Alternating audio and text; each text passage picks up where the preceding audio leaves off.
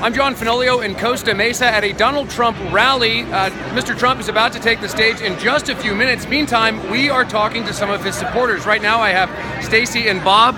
Guys, thank you for agreeing to talk with me today. So tell me, why Donald Trump? Why are you voting for him?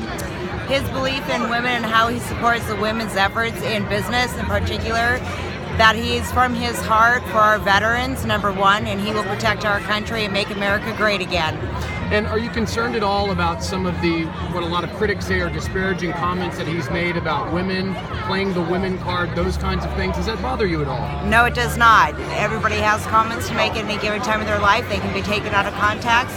The fact that he is supportive of his family, look at his daughters. Look at what he's done with his daughters in his business and how they support America.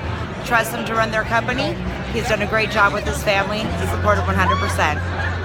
Bob, I wanted to ask you a question as well. Certainly. Mr. Trump says that he is not of the establishment. He prides himself on being an outsider, so he says. And yet, he's a billionaire who sort of lives in a gilded tower. Do you think that it sounds somewhat hypocritical to say those kinds of things when he himself has been a donor to many different parties at different times during his life? Absolutely not.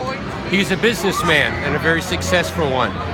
And he has recognized that this country has become deteriorated. I remember Ronald Reagan, and I worked with him. And this is the same feeling that we had back then, to build this country into what it is. And he's doing it. And everything, his philosophy and what he wants to do, and yeah, he has some rough edges, but that's okay. I'd rather have someone candid and will do and bring back America to where it should be.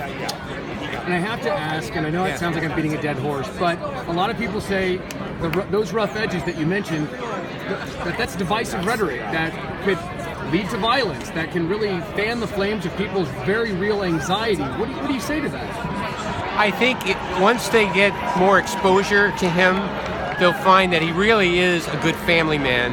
He's a tough businessman, but he has compassion for people, and that'll come through as the campaign moves forward. Stacy, Bob, thank you so much for your time and sharing your very candid thoughts with me. Really appreciate it. Okay? You're welcome. Thank you.